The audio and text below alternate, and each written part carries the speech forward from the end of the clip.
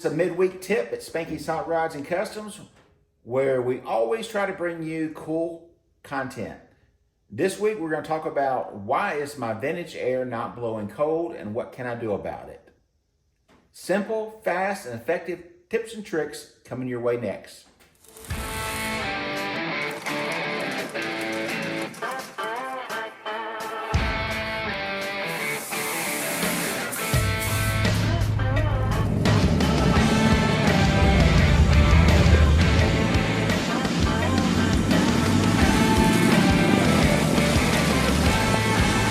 So today I'm coming with you with a couple of different things. I'll probably put them in two different videos.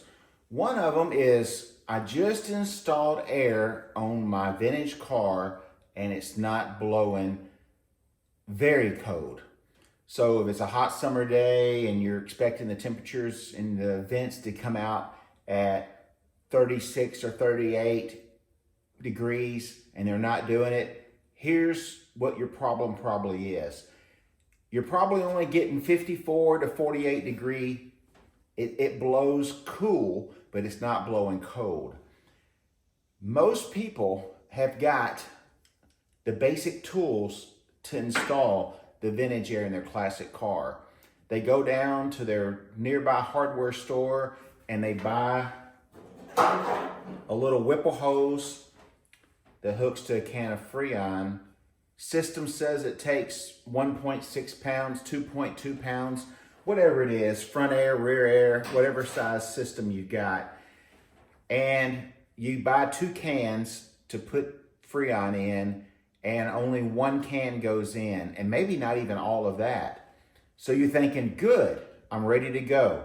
No, that's why your air's not blowing cold.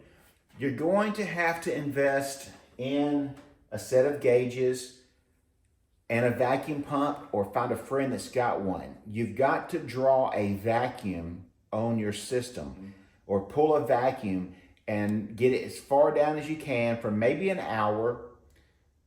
Then you're going to let it turn off your gauges and you're going to let it sit there. Watch the other video right here and that'll show you how to pull a vacuum on your car and where to buy the products. Simple and cheap. Pull the vacuum. Now you've got a minus pressure in your system. It'll hold the 1.6 pounds of Freon that you need to put in there. And the gauge will also show you the pressures and where you need to be at, your ambient pressure and then your pressure under normal conditions.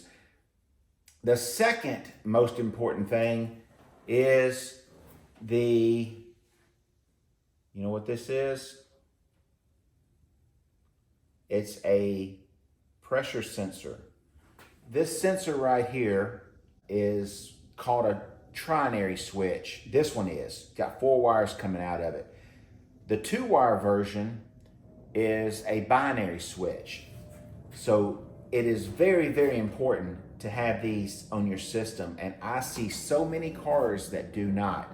More on this one in the next video.